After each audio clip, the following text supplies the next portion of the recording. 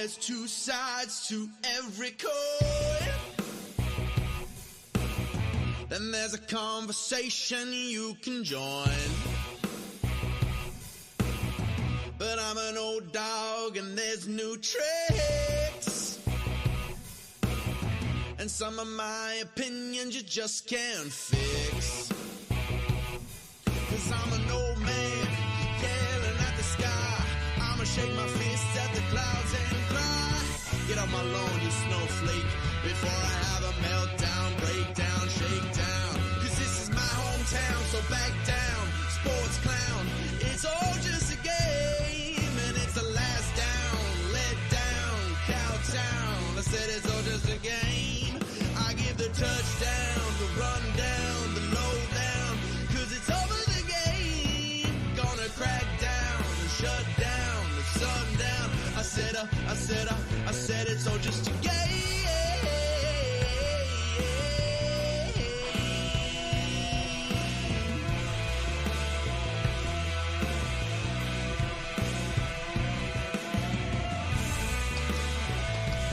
Hey kids, happy Monday to you. I'm Rob, he's Jack. You know who you are. Welcome to the show. Just a game, live in the Oodle Noodle studio. Excited, really excited. One of the real neat parts of this role or this job or this industry or whatever is that every once in a while, not every once in a while, almost all the time, I get to interview people that are pretty neat. But every once in a while, you get to interview your heroes.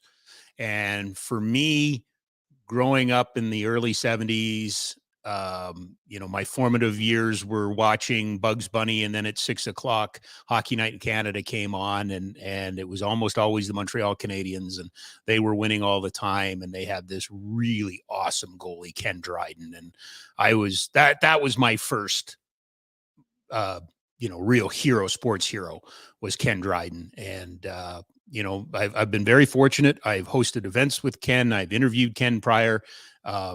I think he's a brilliant man. I think he's far more complicated than most people in sport. But he's also very important, I think, in terms of the conversations that we've had in hockey.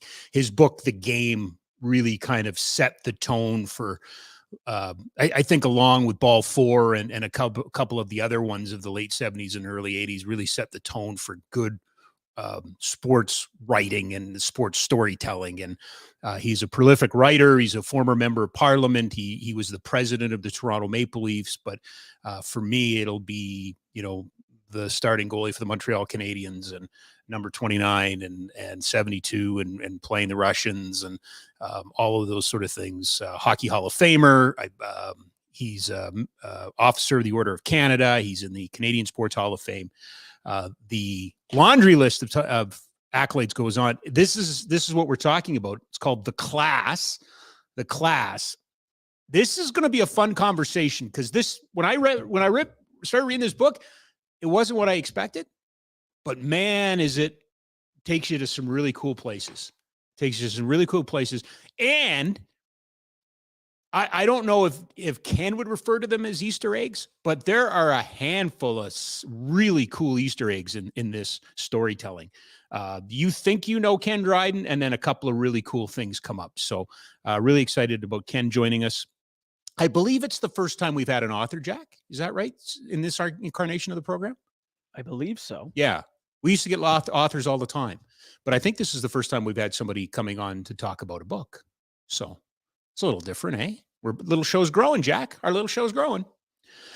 The local hockey heroes continue their road trip out east. They are in Washington tonight to take on Matt Phillips and Alexander Ovechkin and the rest of the Washington Capitals, coming off a 5-2 setback at the hands of Sidney Crosby, Malkin, and the rest of the Pittsburgh Penguins.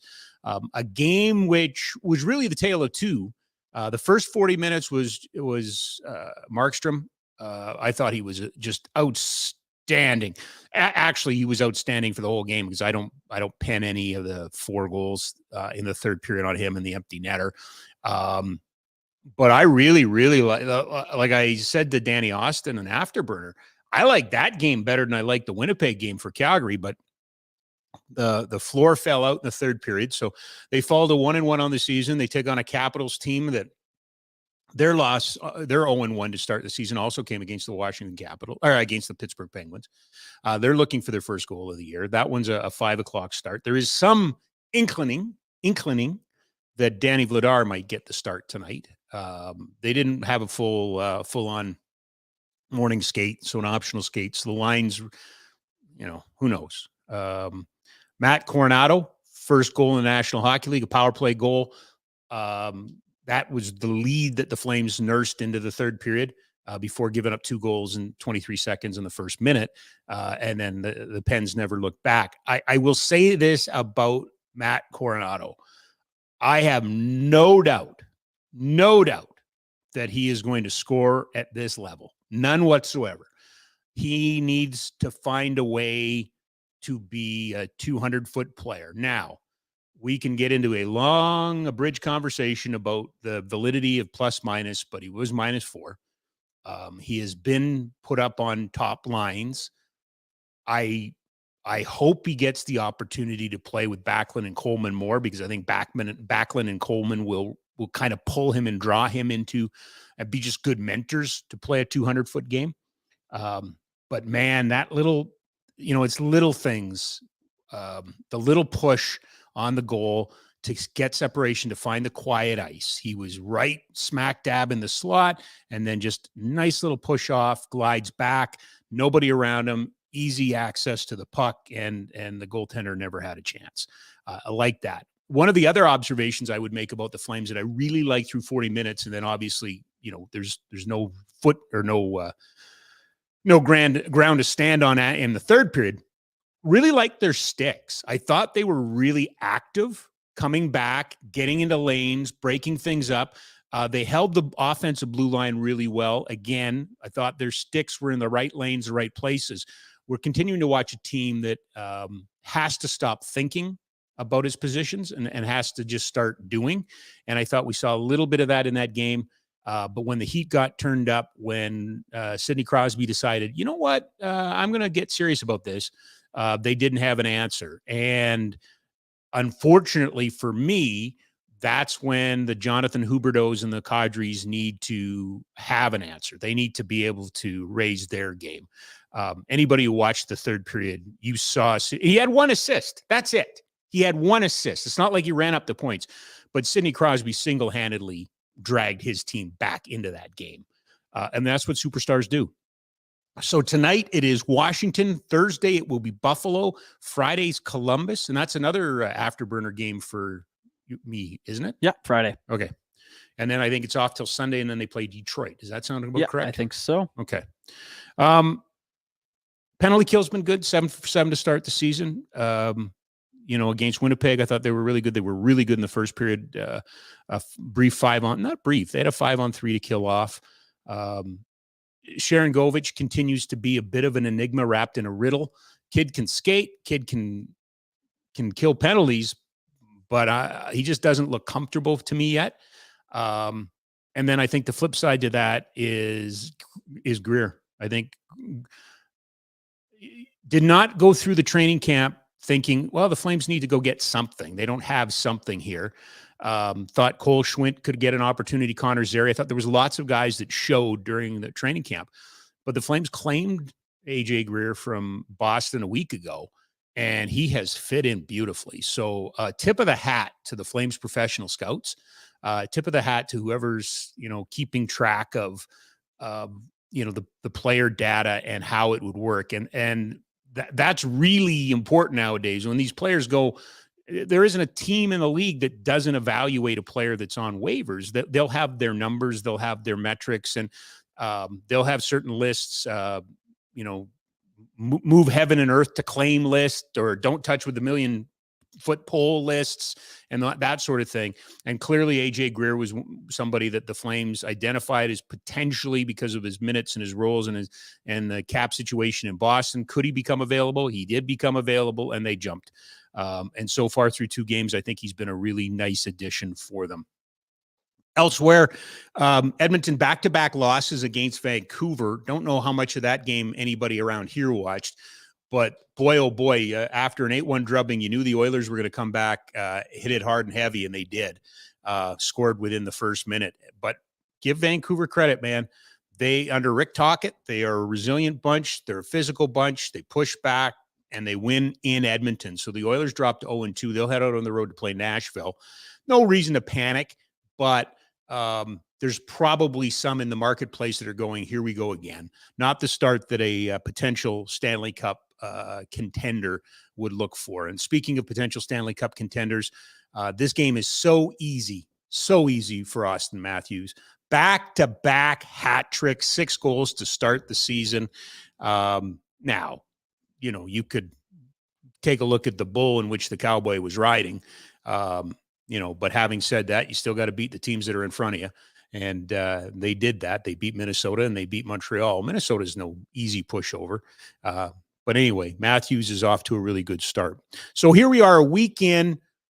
Now, this is where we begin to separate a little bit of the wheat from the chaff. This is where injuries start to roll in, all of those sort of things. It'll be very, very curious to see what transpires here this week. We're already starting to see some injuries out there. And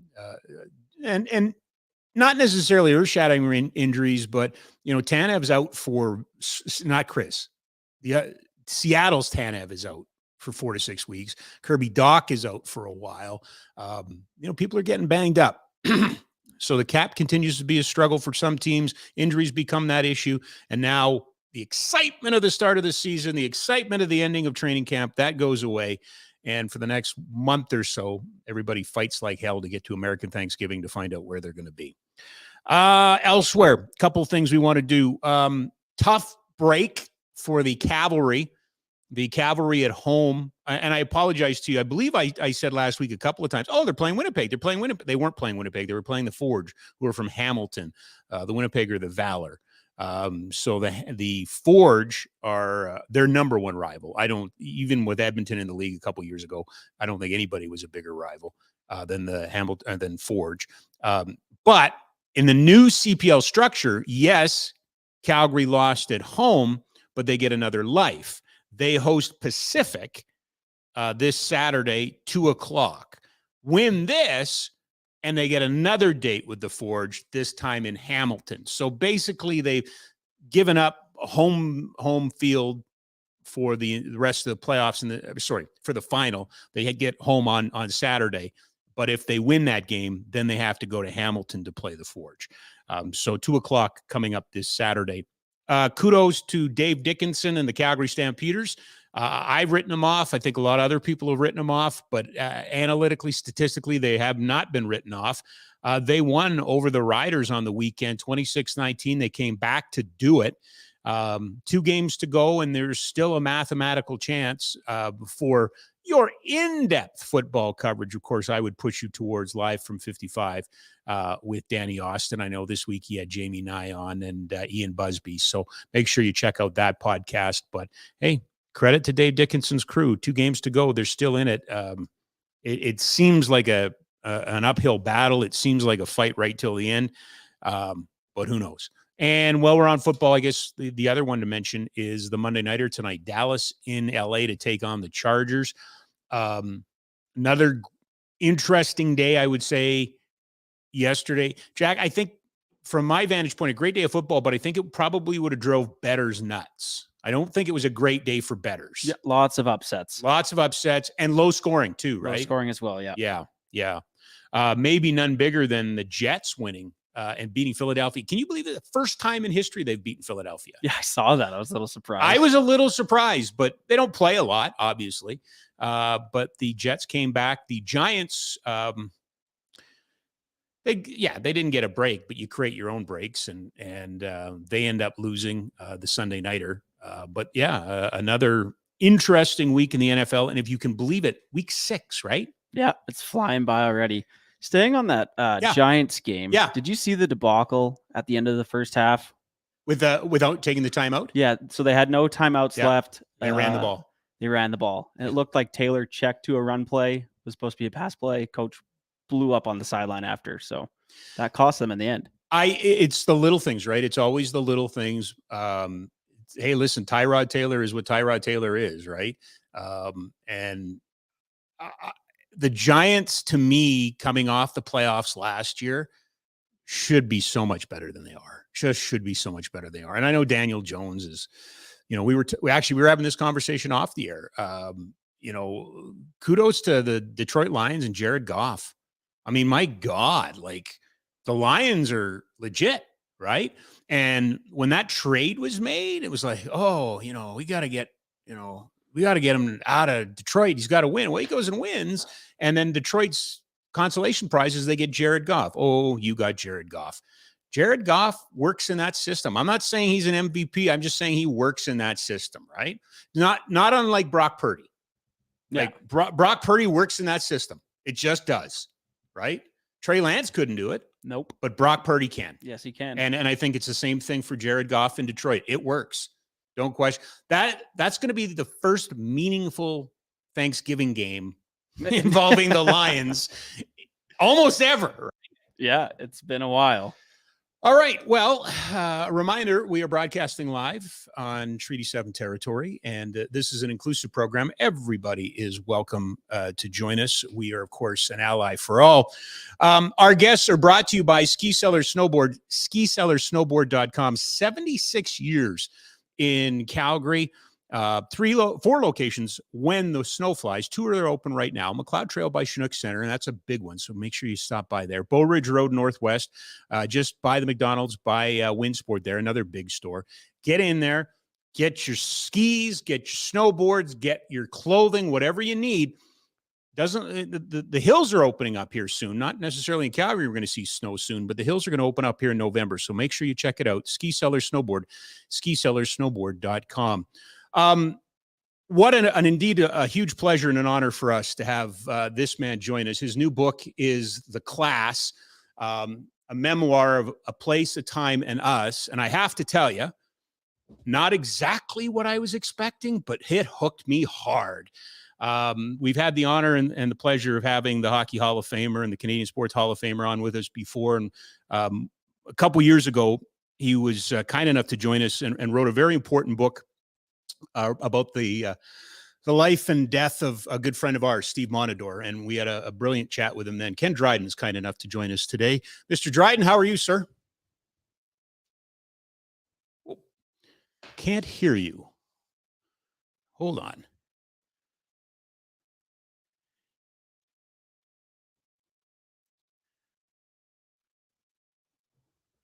That's all right. It'll work. Sometimes the mute buttons just okay. All right. Well, we will get Ken sorted away. I did mention maybe it's a good time. Can we do both? Can we put up the graphic of the other books as well?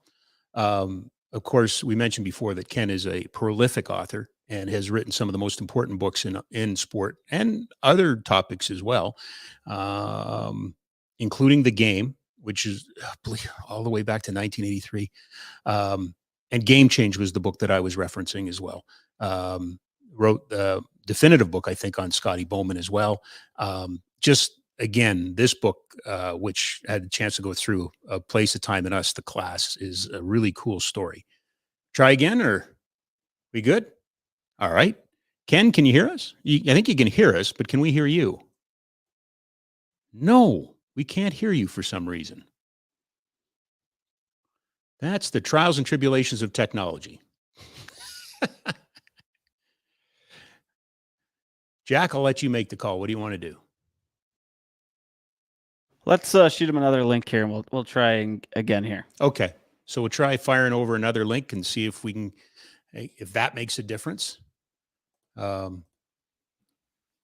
did mention the previous book, and we talked about it. The challenge for I think for some of us is to get the right people to listen. And when Ken wrote about, around Steve Montador, it was really a health and safety book and headshots and a lot of things, that the NHL needs to address, but clearly wouldn't.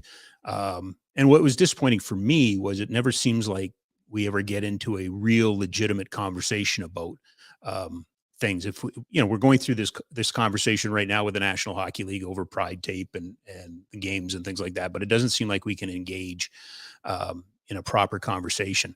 And that's what's needed. That is truly what is needed is those opportunities to really deal with difficult subjects. And some of the answers, I get it, are going to be difficult, and some of them are going to be litigious. But they are conversations that we need to have. By the way, Ken will be in town next week at WordFest, Tuesday, October 24th, 8 o'clock, Memorial Park Library, Q&A, and a book signing as well. So you can go to the WordFest website, but next Tuesday, October 24th, 8 o'clock, Ken Dryden, Q&A, signing, Memorial Park Library. And just, again, I'm gushing because I love listening to the man talk. He really does bring interesting perspectives and challenging thoughts to topics that we deal with on day in, day out basis. I mean, he has really done it all. He played at the highest level. He was a broadcaster. I don't know if many people remember this, but everybody knows Michaels. The color commentator for the Miracle on Ice game was Ken Dryden. All right, we got Ken back. We'll try this again. Fingers crossed, toes crossed. I think we can hear you this time, Ken. Can you hear me now? I can. Brilliant. How are you, sir? I'm okay. Sorry about that. I could see you and hear you, but obviously you couldn't hear me. Sorry about that. Well, and that, quite honestly, is rather a critical piece of this as we discuss your book and some other things. How are you, first of all? How are you making out these days? What is keeping you busy? Well, we're fine. My wife and I live in Toronto, as we have for a long time.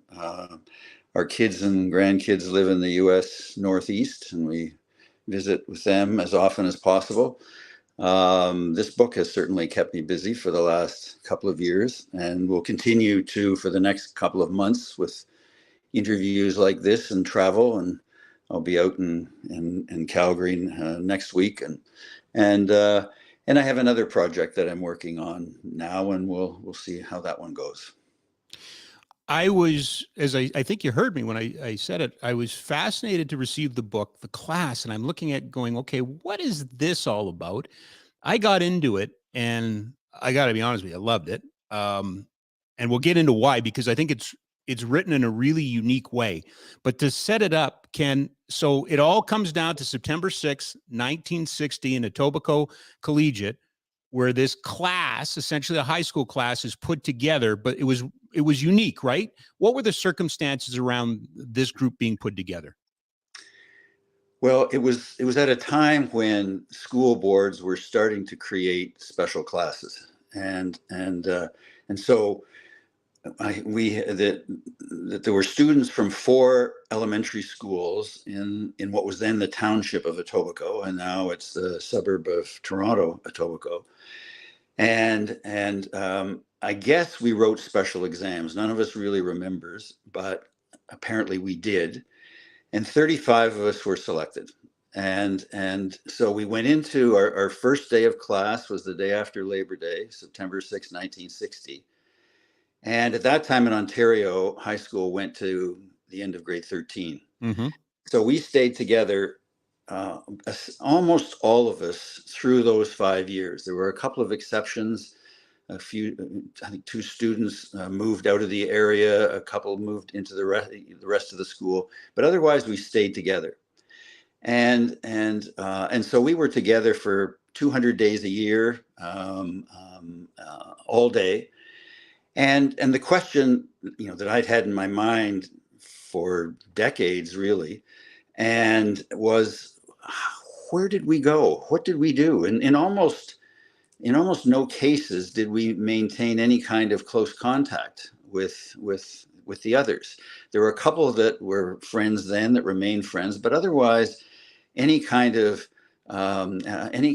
connection was just random. We'd just bump into each other on the street.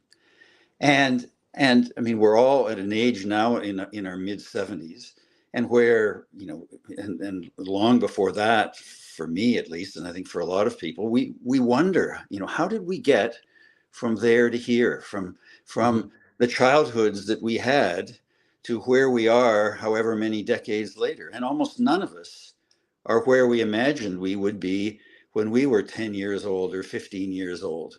And it's almost all surprises.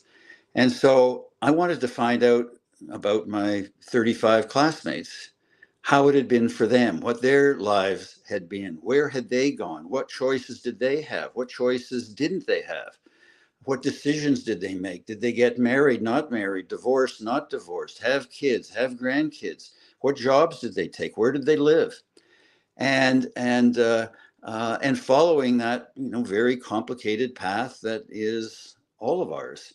So that was the idea of it. Then the question was, how do I find everybody? And so I just started with a couple of people that I knew and that I thought might have a few addresses.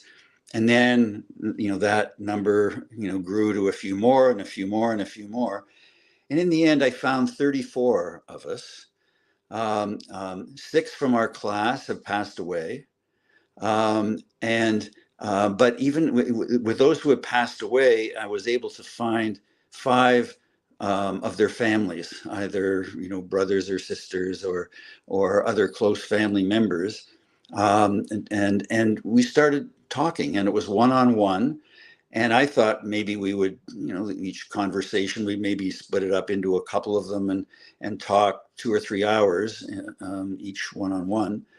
It turned out that probably, you know, on average, we talked 12 to 14 hours each over a couple of years. And it was fascinating to do. I think the other part that was, I kind of knew would be the case, but it became even more clear as I was doing it, is that a from there to here personal story is also a from there to here, you know, country story, time story.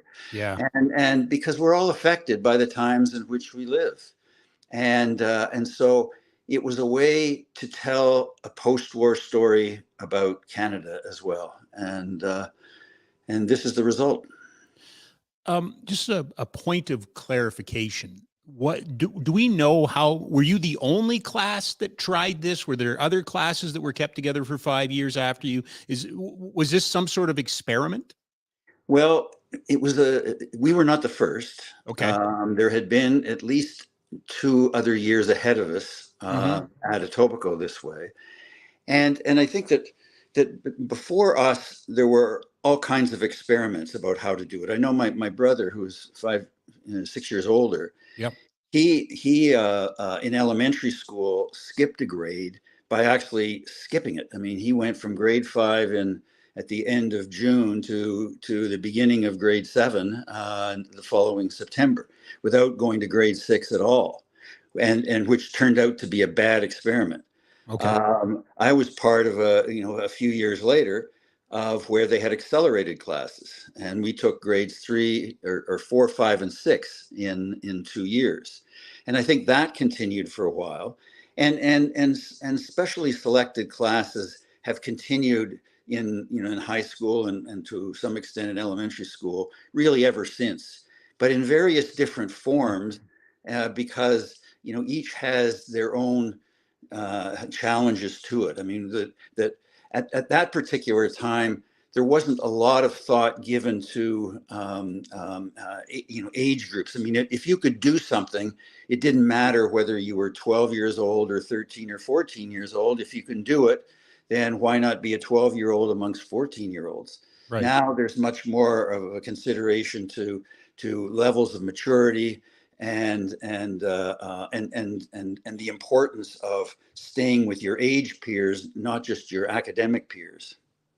I would be remiss if I didn't ask just one little bit of an observation on how the game of hockey has changed.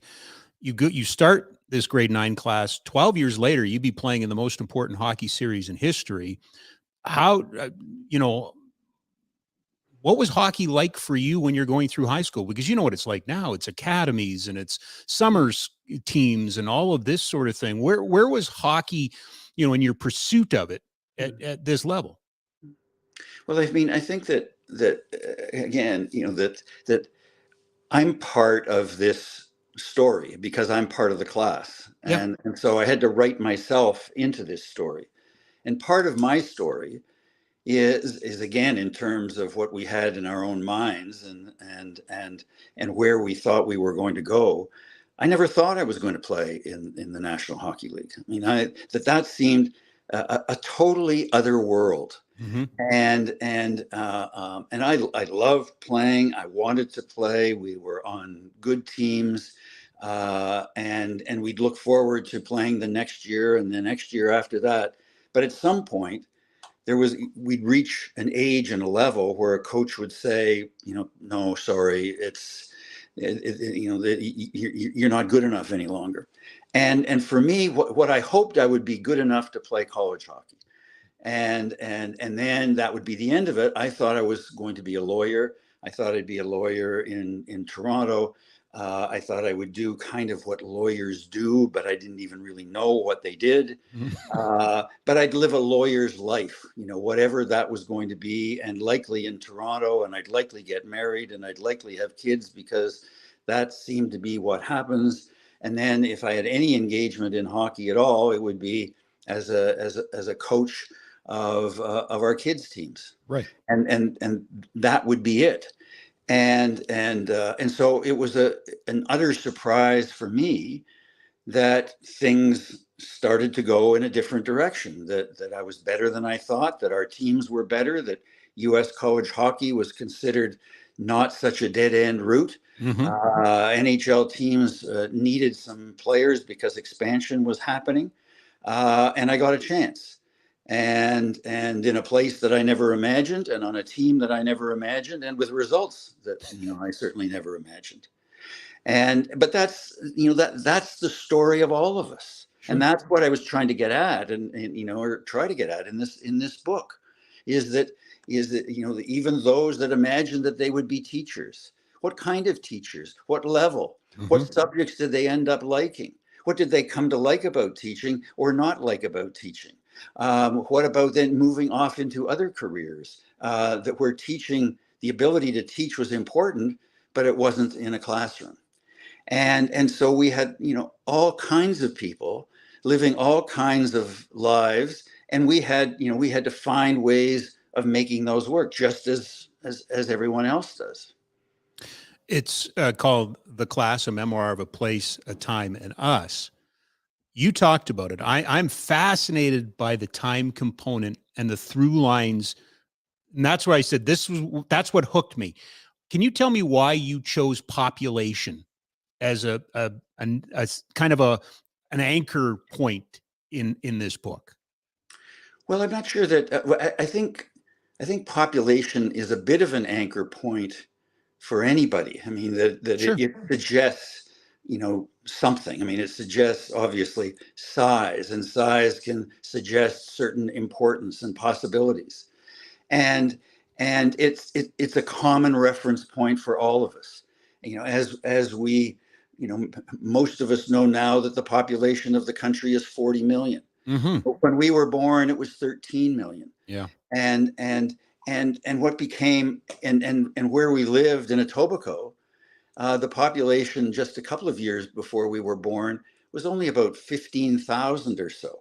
And they imagined that the population by the mid-70s would be over 100,000. In fact, it was almost 300,000 by that time. It's the story of the suburbs. It's the story of a post-war world in Canada and in the United States where there seemed to be nothing but possibility, where so much of the rest of the world was in disarray because of, principally because of war, in other cases because of immense changes going from colonial times to times of independence. Yeah. And this was this moment for these 13 million people in Canada, for our parents, to create something that had never been, coming out of war, coming out of depression before that time, coming out of working class lives, which was almost what all of our families lived, now into ones that had middle class possibilities. And where central to all of that, of realizing these possibilities was going to be education. Is that instead of, as with our parents, where almost none of them went to university, we would be the generation that would go to university. And if our parents had been able to create this kind of incredible, or world with incredible possibilities with only a high school education, they thought, imagine what our sons and daughters could do with a college education. So it was, and then, that in 1967, when we were 20 years old and the country was 100 years old, the population was 20 million. I mean, there was a song at that time of, we are 20 million, proud and free. I mean, that was the song that came out of Expo times. Right. And then, growing again. But relative to the rest of the world, even as our population has grown dramatically, that in fact, that we are a relatively smaller country than we would have been in 1947 when we were born, because of the growth of population in a whole lot of other places. Exactly. And population, in a sense, has also become less significant in some ways, and of where there's an understanding that populations of two great dimensions are very difficult to find ways of managing, of governing, of making economies work. And so it's a question of what we do with the population that we have. As I'm reading the book, I love I guess nowadays, using the current parlance, the Easter eggs that are dropped in there. But the one nugget that I really enjoyed, and you mentioned it off the top, 35 in the class, 6 have passed on, but the bulk of your class would be 75 to 77. Yet when you were born, life expectancy was 64 years, right? So that itself is a bit of a story. Yeah.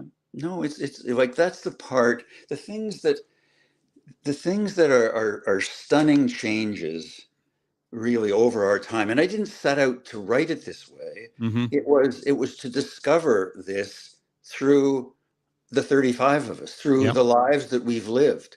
It wasn't to come in with a philosophy and then to apply, some of the conversations to it. Mm-hmm. It was that, in fact, how had, all of these things evolved? But one of the things that, and as one could imagine, coming out of World War II, 13 million people, huge country, all the possibilities, the big projects like the St. Lawrence Seaway project, Leduc and the oil fields in Alberta, Arvida in Quebec, the development of the North, all of these things were immense. And that there was no way that we had a financial, underpinnings to do these things without the central role of government.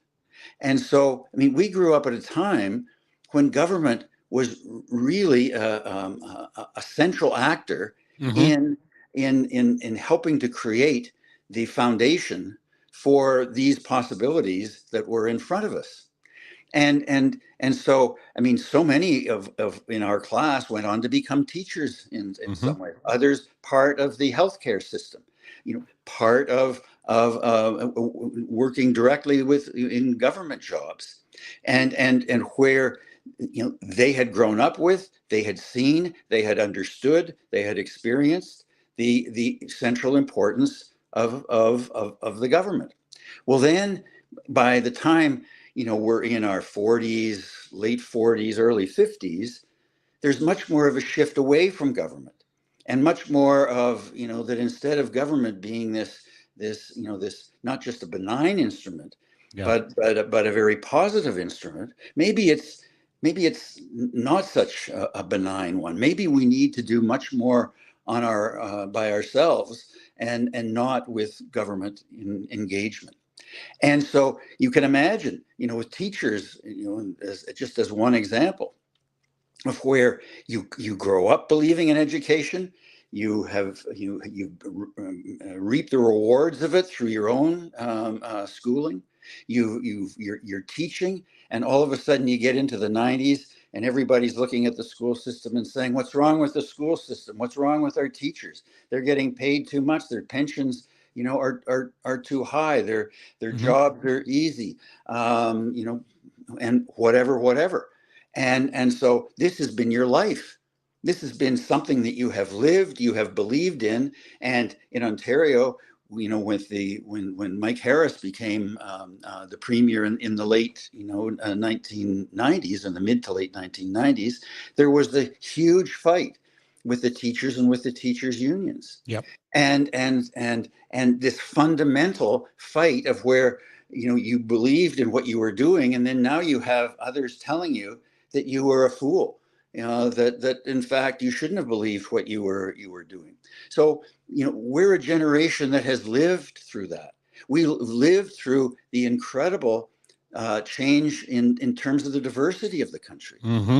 Etobicoke Collegiate was about 1,100 students, and there were only 3 who one would have termed at the time of being visible minorities. Right. That's it. And yet through our working lives, and through being teachers, through being public health workers and others, that the absolute close experience you have with seeing the changes that are happening, in the country. Who's in the classroom? Who are you teaching? What are the new challenges of teaching? What about being a public health worker, and how do you deal with those who have lived in different ways? And so again, through this, through the lens, I guess, of 35 lives, there's the chance to kind of see all of these different changes and evolutions in the country, and how we have dealt with them. Tell me about this process, this writing process for you, because part of this was done during COVID. And there's very few of us have positive stories about COVID. And I don't want to put words in your mouth, but COVID certainly played a role in how you went about putting this book together, didn't it? Well, it did. It made it easier to do because that we were inside and we had fewer things to do. And all of us were also of an age where we had that we were in our retirement ages. Some were still working, but most were retired. And so not only was there more time, but there was more time to think. And it's part of what made COVID so hard for so many people is that it did raise fundamental thoughts. I mean, that all of a sudden we felt vulnerable, no matter what age we were, but especially if we were older, or if we were middle-aged, thinking about our parents who were older and their circumstances, and you're inside more often, and if you have a house, you've got photos on the walls, and you've got boxes in the basement, and those boxes that you promised yourself that you were going to get to sometime. Well, after decades passing and you haven't gotten to them, during COVID, you find yourself walking downstairs and going through boxes, and again facing and confronting things that you never did before. And so I think it made the conversations, it allowed for them to go longer, and by going longer, it allowed for us to talk about more things and to discover more things. I mean, that almost none of us had thought a lot about a lot of the things that we were talking about, and we were kind of puzzling through all of this together. Ken, and I know how this question will sound. It's not how I intend it, though. But were you the only person in that class that could write this book? Did your notoriety open doors and make it more accessible to you? I don't think it's the second part. I think the question is that writing a book is hard. Yep. And it takes a long time to learn how to write a book. I mean, we can all write a letter. Maybe we can write an article. But a book is not a very long, extended letter or article. I mean, it's something quite different. So that it would have been hard for others in the class who hadn't had much experience and development time in writing to have written this book. How much did you have to edit? With all of those interviews, with all of the stories, how much editing went into this process? Oh, it's endless. I mean, that the thing that all what the interviews do and the tapes, it's just your research. It's just like the equivalent of looking at your bookshelf and all of your books. I mean, do you look at your books and say, okay, these are 10 books that relate to the subject. Therefore, they're just going to add up to a book. No, I mean, that's not what it's like at all. And it's the same thing in terms of recordings.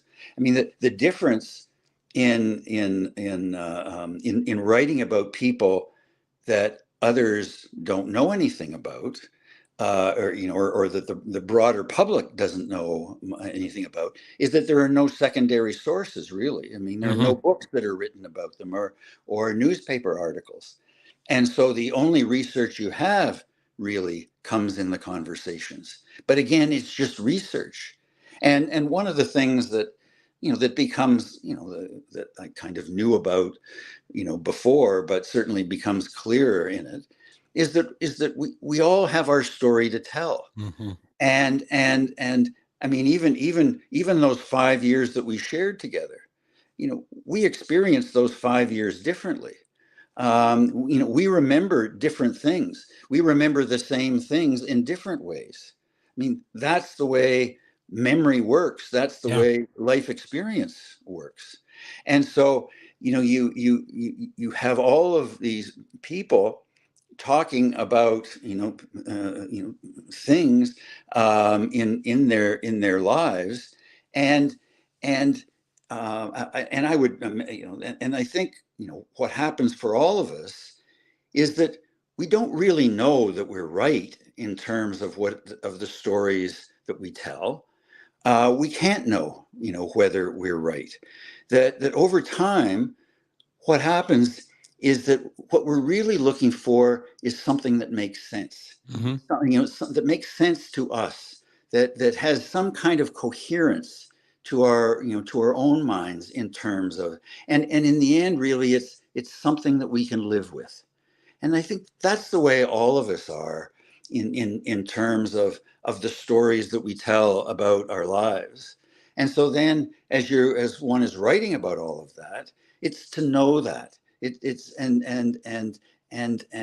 to try to, as best as possible, understand the stories that are being told, and at the same time, kind of push people into going beyond their stories, because all of our stories are practiced.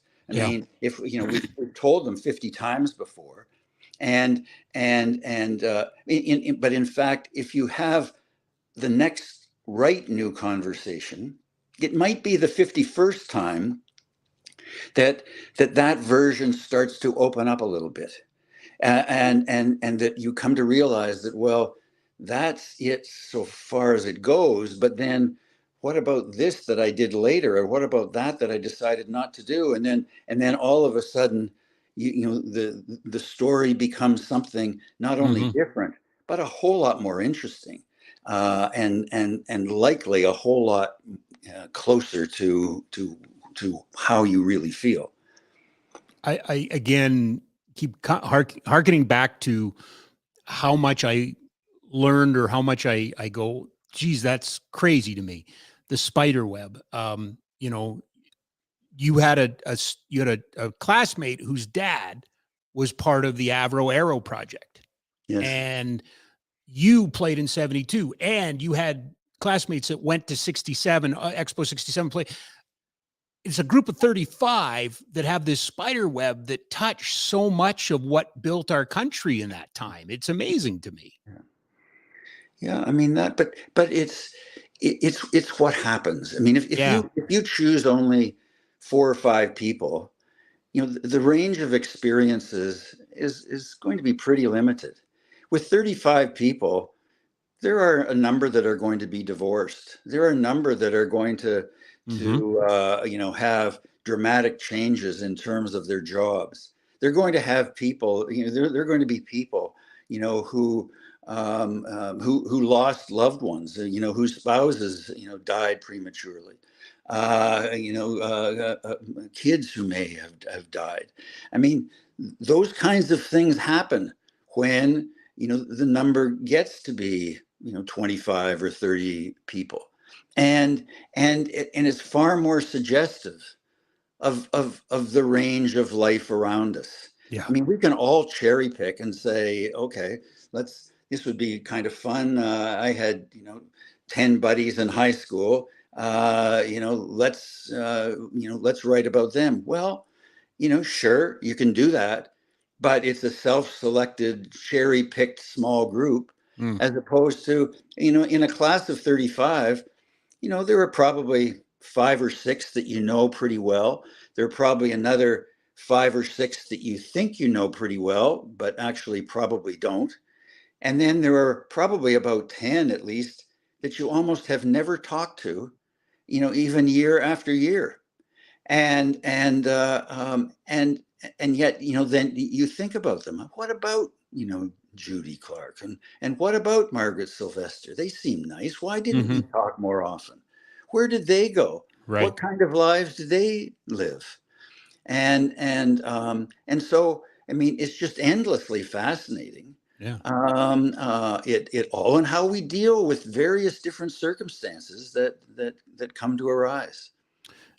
I felt you were very raw and very personal in this book on a couple of occasions. And I don't want to give it away because I want people to read the book, but I do want to ask you, I don't know why I found this odd or it caught me off guard, but your love of television. You were very, very open and honest about, television and what it meant to you and the programs and the influence, but even the family dynamic for you. I thought you were very honest about that. Well, I mean, again, if you go back to that particular time, again, born in 1947, I was, some of the others in 1946. Television really kind of came to us in, that I don't think we had our first TV until about 1954. There would have been a couple of people on the block maybe a year or two before, but that's it. Now, at that time, there was one Canadian station, and that was CBC. And it I think, started maybe 4 p.m. and went off at midnight. That was it. And now, and we, I grew up, again, in Etobicoke, a suburb of Toronto. And it was because of our location that we got 2 more stations because of our proximity to Buffalo.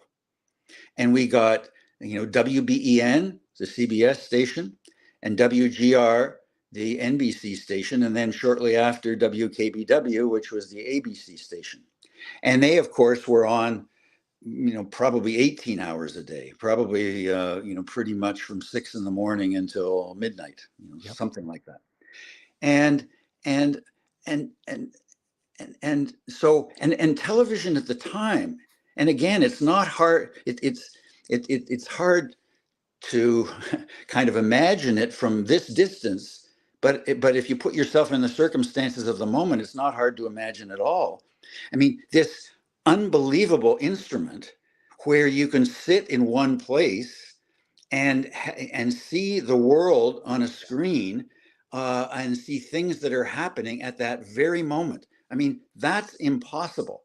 And so here we were with this impossible thing in our living rooms. And so we're going to watch it. I mean, and not only are we going to watch it, but the whole family is going to watch it. And because of this fascination of this programming that is on this television screen. And again, there are only 3 options, and we only have one TV. I mean, nobody, if you're lucky enough to have one TV, you're not going to have 2. Yeah.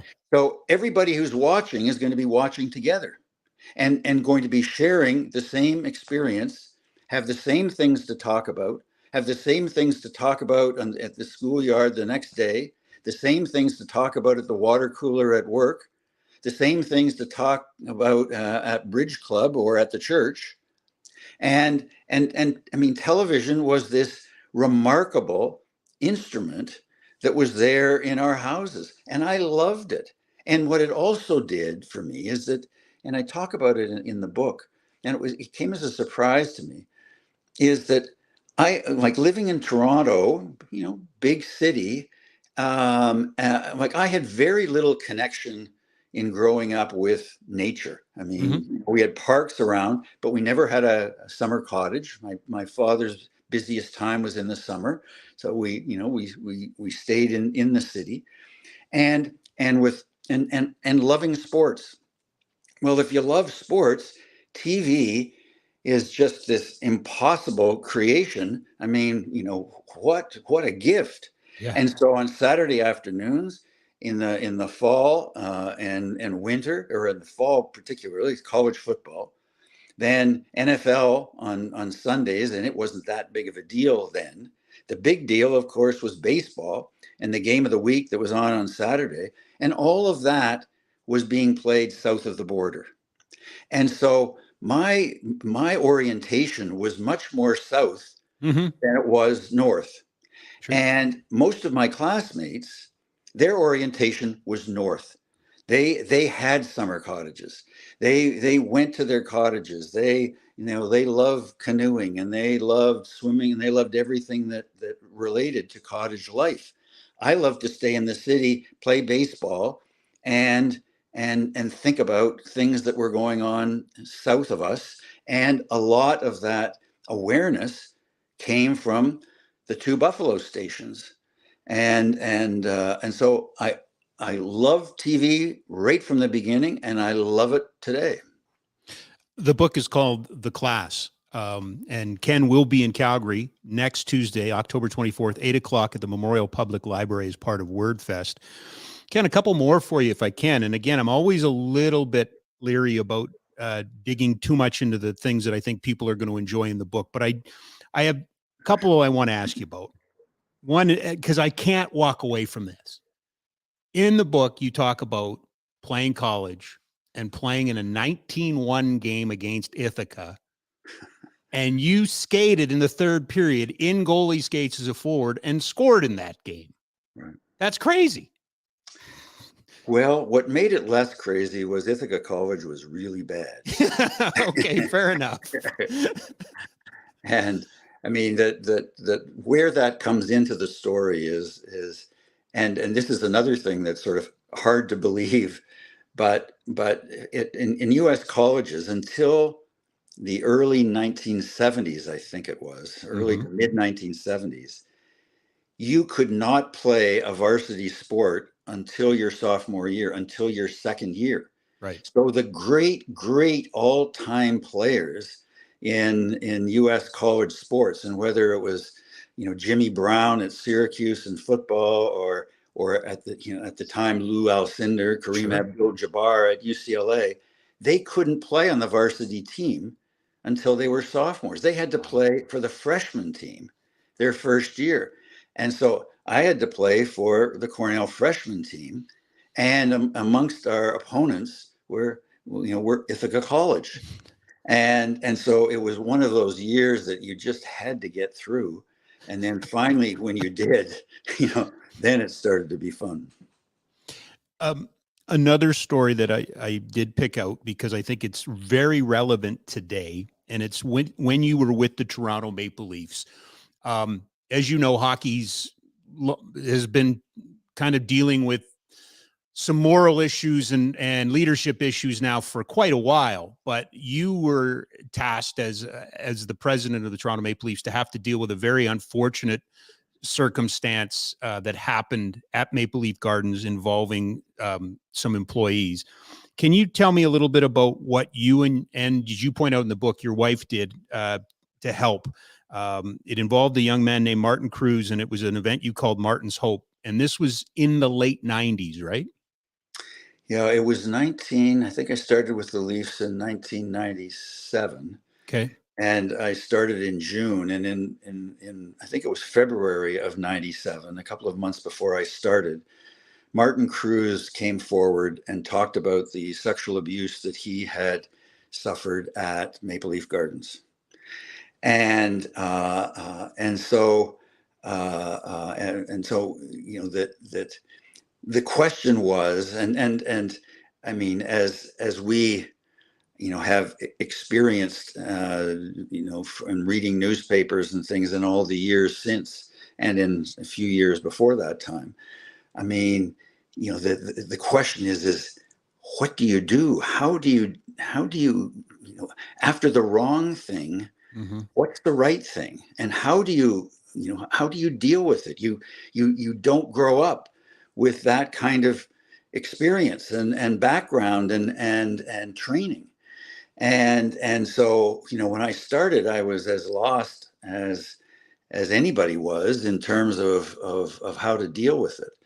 And then it was only, you know, really after Martin Cruz had committed suicide and of going to his funeral that I came to realize that what you can do is, you know, is confront it, is deal with it, is deal with the fact that this happened, and that this happened at Maple Leaf Gardens, and it happened for reasons that may, you know, that when you don't know them can seem inconceivable, but when you when you get to know the, you know, learn about it more, are, you know, become entirely understandable. Is it, you know, that teams or at schools or at children's clubs or things like that, that's where kids are. Yeah. That's where they want to be. And for those who are perpetrators, you know, that is, you know, that's where they congregate as well. That, you know, they use those circumstances against those kids. And so if this happened at Maple Leaf Gardens, then we had to, be, allow something good to happen at Maple Leaf Gardens. And so, we ended up creating something that we called Martin's Hope, and where we opened up the gardens for a couple of days, all parts of the gardens, and got the players involved in it as well. And so this would have been, again, in the fall, maybe fall of 97, maybe early winter of 98 in particular. And of where abuse survivors, would be there, counselors, therapists, organizations, parents who are trying to understand how things like this might happen and what they might do, and use the notoriety of the Toronto Maple Leafs in a constructive way, mm-hmm. in this particular regard. And I mean, it's the thing that is always stunning is that that years pass, the lessons are there to be learned all the time. I mean, in terms of don't run away from it. Don't run away from this. This happened. Don't deny that it happened. Don't turn it into a legal fight. It's a human fight. It's a personal, experience that happened. Deal with it in that way. Those who are the survivors, what they want most is, after this has happened, is that they want something a little bit good to come out of something really bad.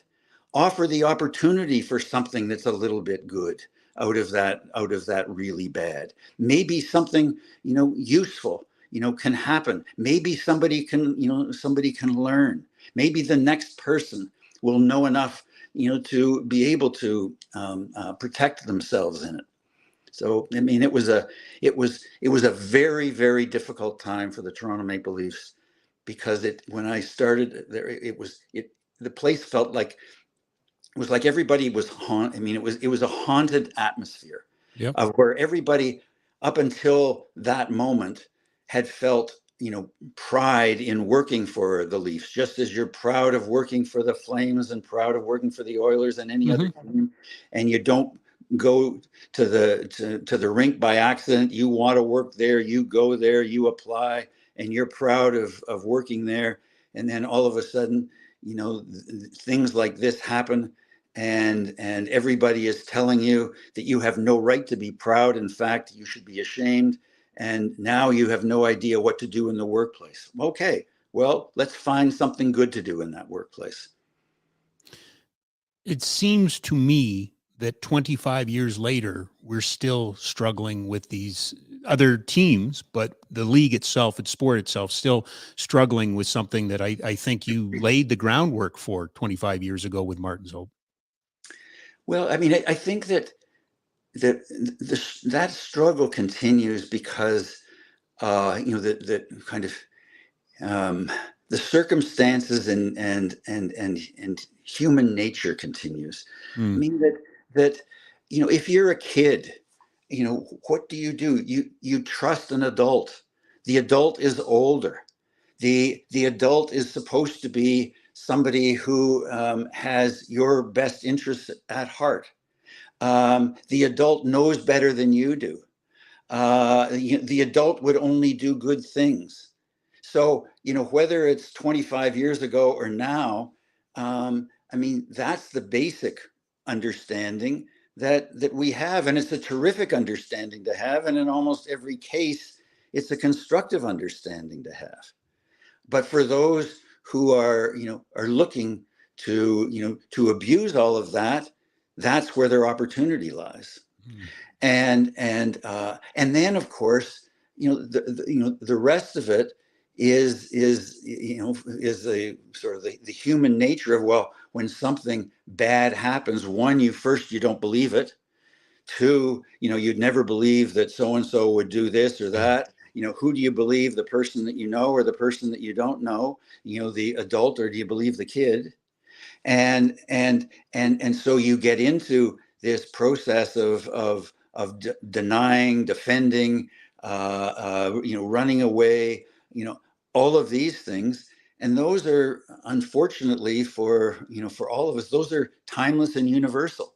And so we do better, and we will continue to do better if we work at it and focus on it. But there will still be these instances that happen. My last one for you has to do with a book you wrote 2 books ago. I just want to follow up on Game Change, Life and Death of Steve Monador and the Future of Hockey. You were kind enough to spend a considerable amount of time with me as we talked about this book, because Steve Monador was not only a friend, but, well loved in Calgary. I love that book. I love the challenges that book laid out. Did the sport engage with you? Did the NHL, were you able to achieve what you set out to achieve with that book?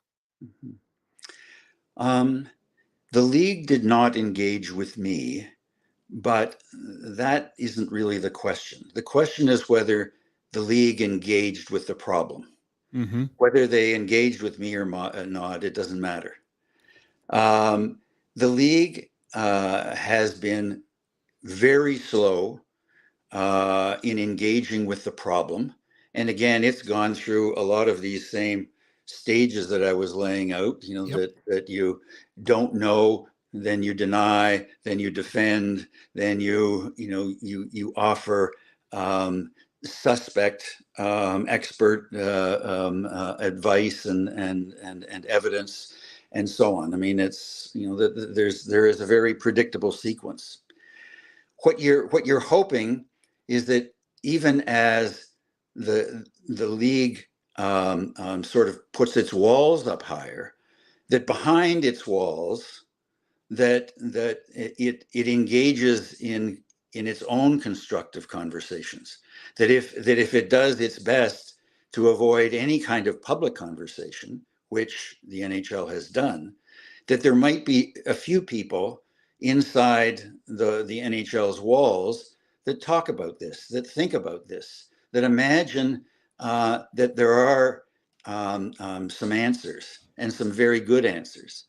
And the league has been very slow in doing all of that. Things are better than they were 5 or 6 years ago, and for the reasons that it's why you write books, is that you try to get something out something into a public conversation, into people's minds, into ways of thinking, and then little by little into ways of acting. And so, even 5 or 6 years ago, almost all the conversation when there'd be a big hit would be first of all, it was probably, it was a great hit. That would be the first thing. Then gradually the reaction was, well, great hit, but was he really targeting the head? Mm-hmm. And it really had to do with targeting. I mean, it didn't matter if you hit the head or not, but if the hitter intended to hit the other person in the head, as if that really made the difference, as opposed to the severity of the blow. Then what started to happen a little bit more, and the commentators almost every time now, when there is a big hit, at their own initiative, as opposed to sort of waiting for almost a silence in the broadcast booth to force them into saying something. They're almost all now saying, was that a head hit? Was that a head hit? There's much greater focus now on whether something is a head hit or it isn't, and almost to the point now where there's much less focus on whether it was intended, whether it was the head was targeted. I mean, again, the whole thing about targeting is that is the brain doesn't distinguish whether that it was targeted or whether it just accidentally got hit. I mean, and it's all about the person getting hit, as opposed to justice for the person who is the hitter, in all of this. And so those things are improving. The thing that is far from where it needs. I mean, and the thing, like the thing that what all of this, that those that are involved in the league might pat themselves on the back and say, well, things are better than they were. I think that what the right instinct is not to pat yourself on the back, is to take a step back and realize how easy it was to actually get things to that stage, when 5 or 6 years ago, that was going to be impossible. I mean, to hear the commentators talk about it, to hear the coaches, to hear the players talk about it, that there was no possible way that you could play hockey where, it would mean no hitting at all. And, it's like garbage. That's not what this is about at all. So you can make these kinds of changes with almost no impact on the game at all. And where it needs to go next, which is where it could have been 5 years ago, 10 years ago, is to say to yourself, look, a hit to the head is a bad thing. That's the whole issue here, is that just as hits to the knee can kind of do damage to the way you can skate, well, a wonky knee isn't a good thing. A wonky brain is a heck of a lot worse. And so, you just say, like, a hit to the head, you can't do it. You get penalized for a hit to the head. You penalize somebody by hitting them in the head if you hit them with your stick in the head, or if you hit them with your elbow in the head, or even with the fist in the head. But somehow, if you hit them with your shoulder in the head, that's considered a great hit. And traditionally, it was a great hit until maybe it deserves a rethink when we think of the damage that can be done with the force and power of a shoulder on somebody's head and on their brain. So it's and the thing that now that as more and more research is done. I mean, at one time it seemed as if the damage came from the big hit that knocked somebody out. Then it was like, well, it doesn't really matter that much whether you knock somebody out or not. The effect can come in lots of different ways, but it needs to be a big hit. Now, much more, it's in terms of, it's the accumulation of smaller hits. And again, it only makes sense is that, like, think about it, that the accumulation of hits to your knee, the accumulation of hits to your shoulder, those things add up, and they turn into, into a wonky shoulder and a wonky knee.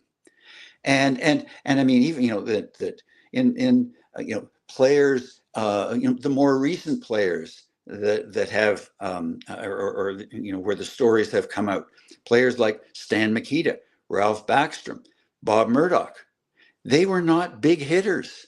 They were not people who played in, a style where they would get an Henri Richard. Yep. It would be the accumulation of hits, on them. And so, you just accept the fact that the brain is vulnerable. A hit to the head isn't a good thing.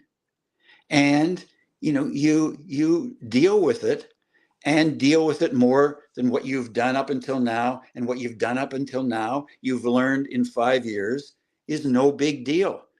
And you can take the next step and have it be no big deal too, because players are incredibly adaptable and coaches are incredibly adaptable. What they're always saying is, just tell me the rules. I'll play them. Whatever they are, just tell me what they are, enforce them in some consistent way. Then I know the guidelines, then I can go out and play. Ken, I could do this all day. You have been incredibly generous with your time. The book is The Class. And do want to remind everybody that Ken's in town next Tuesday, October 24th at WordFest, 8 o'clock at the Memorial Park Library, a Q&A and signing. So make sure you check that out. I don't know what else to say than thank you. There's an old adage, right? That you can't look ahead, or you don't know where you're going, or you can't get there until you know where you came from. And I just found reading the book that it was just brilliant on what Canada was and what it's become. So you've told a great story there. Thank you for your time today. Thanks a lot, Rob. Ken Dryden, everybody, kind enough to join us today, courtesy of our friends at Ski Cellar Snowboard, skicellarsnowboard.com. 76 years in Calgary. 2 locations open right now: McLeod Trail by Chinook Center, Bow Ridge Road Northwest.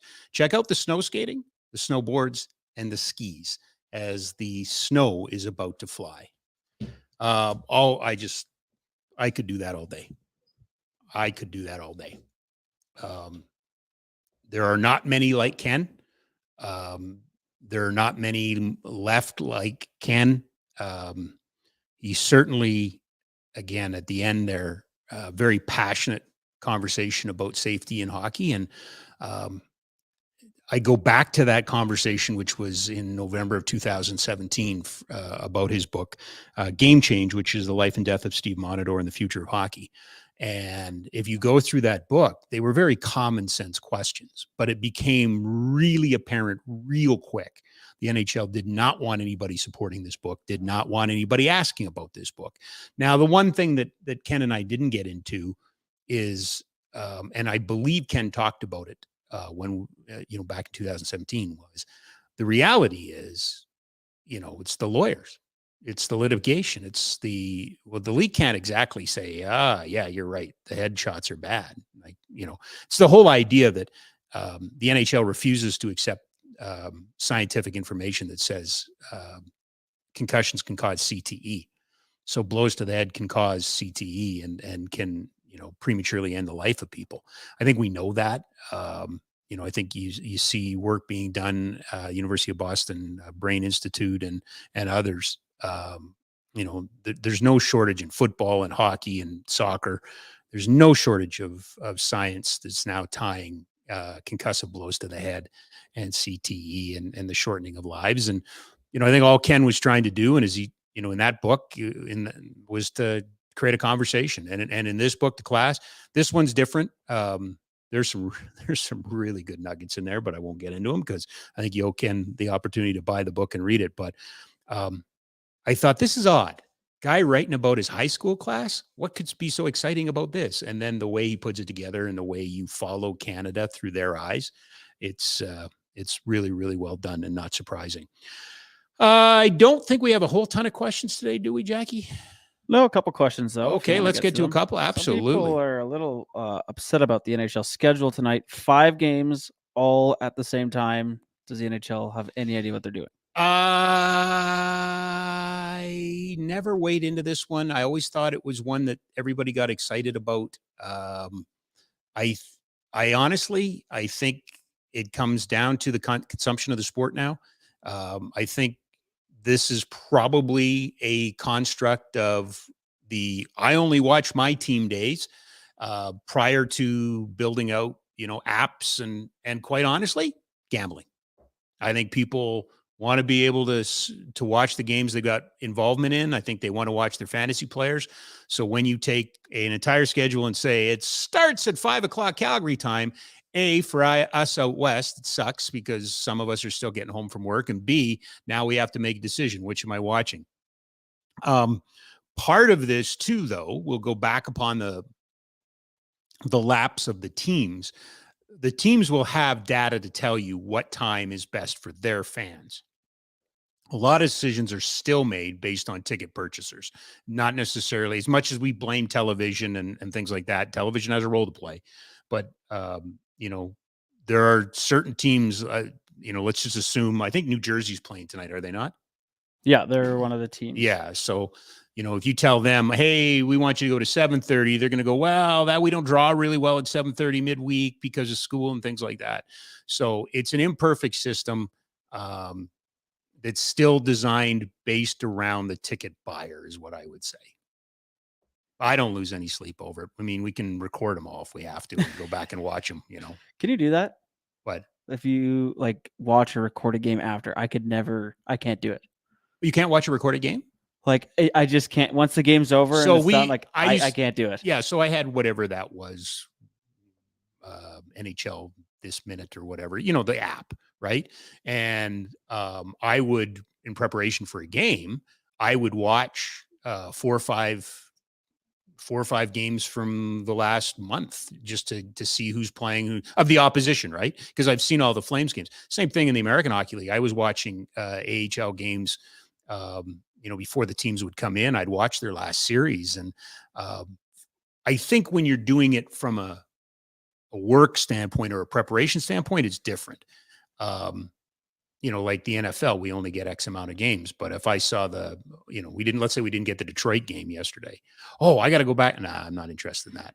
Yeah. For me, it's like my girlfriend would be like, well, can you just record the game and watch it later? And I'm like, the one I love was when TSN replays the games from the night before. And you go to the dome and they got the TVs behind the ticket windows and stuff like that. So they're all showing the game from the night before. And it's sometimes that's the greatest thing and greatest advertisement going. And there's other times you're like, do we really want to watch this again? Do we really want to be showing this again? Yeah. Next question for you. Kadri, a bit of a slow start beginning of the season here. Do you think he should get a look with Huberdeau, maybe some different players? What are your thoughts on Kadri overall so far? Like Huberdeau, I think it's been up and down. I'd like to see him a little bit more involved. I think he needs to be a little bit of a disturber. I expect you're going to see new line mates for him. I don't think he's going to go up to I really think they like that pairing of Huberdeau and Lindholm. I think 28 will make 10 go, I think. And I think they'd like to keep Kadri up the middle. It's interesting, depending on who you believe, he's either the third line center or the second line center, right? Yeah. He's got to play like a second line center. Right now, he's playing like a third line center. And at points last game, it looked like all three of them are playing together: Lindholm, Huberdeau, and Kadri. Yeah. Well, that's blending, right? Or the blender. Just trying to get something going. Yeah, just trying to get something going. Last one for you today. Sure. Sharon Govich. Would you be surprised if he's out of the lineup? No. He hasn't played well enough to cement himself. So I wouldn't be surprised. I wouldn't do it. And I'll tell you why I wouldn't do it. I think if you look at Mackenzie Weegar first half versus Mackenzie Weegar second half last year, there is something to be said about coming in and acclimatizing to yourself. I don't want to speak for him, but if you told me that he's a little pissed off because he's not part of a Stanley Cup contender in New Jersey, sure, I can see that. I don't want to speak for him, but if you're telling me he's, not, hasn't made friends yet, okay, sure. Whatever the circumstances are, he just does not look comfortable to me. He's got skills, he's got wheels, he's got all of it. It just isn't coming together. I think 2 games in, it's the same as the Kadri thing. It's, I'll answer the questions, but am I concerned? No. I like a lot of the little details that I've seen now. It's just a matter of everybody putting them together. You know, and it's a hard league to win in. It really is a hard league to win in. I would hope that there'd be some sense of familiarity and comfort for Sharangovich on this road trip. These are teams that he should have seen a lot. You know, coming in to play Washington should not be an eye opener for him at all. Same thing with Pittsburgh. But yeah, he needs to get his crap together. I don't think they can have, I don't think they can have him muddling and fiddling around on the fourth line. You may as well get, somebody up here now, cap constraints. So maybe they don't have a lot of options and maybe that benefits him. But there's nothing that suggests to me that he's a lock to be in any lineup right now. I agree. And like coming into the year, like what was your expectations from like 20 goals? Yeah. My expectations were that they found a guy that they felt could come in. He was such a precise pickup, if that makes any sense. Mm-hmm. Like, it wasn't like, well, we'll trade you Tyler Toffoli. What do you got? Yeah. They targeted him. And the reason they targeted him was if you look at his time on ice in terms of penalty kill last year, I think he was second in New Jersey, and it was a very good penalty kill, or an okay penalty kill. They were a very good penalty kill, but, they were losing to Foley. And then I think they looked at 2 years ago and his usage, and he did get 20 goals, and he wasn't a frontline, necessarily a frontline guy. I think that's what they were hoping to buy on is to have this guy come in and just go, oh, okay, cool. So this is my role. This I can do. And it's been very so far.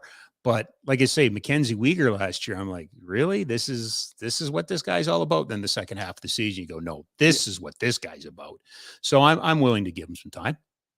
I would like to see him back in the top 6 at some point. Yep. Like you got to give him a bit bigger of a leash. Well, and we're going to see Phillips tonight, right? And Phillips for Washington is probably going to play third or fourth line. But at some point, you got to put him in a place to be successful, right? And maybe you find out that his speed and Huberdeau's passing ability, maybe they can, get those tap ins at the side of the net going and that sort of thing. Perfect. But I agree with you. It's a little bit like Ruzicka. I don't know about everybody else. Okay, seen this movie before. Where's he going to go, when he has a bad game? And, Sharangovich is the opposite of that right now. Okay, this isn't good, but how can we get him going? I think you have a responsibility to try to get him going. So I'm like you. If you're getting into these blender situations, put him up on the front. See what you can create. Agreed. All right. That'll be the end of the questions. That'll be the end of the questions. Coming up on Wednesday, Peter Marr will join us. We will check in with a Hall of Famer, get his thoughts on the start of the Calgary Flames season. We'll also have a show on Friday with a guest to be named later.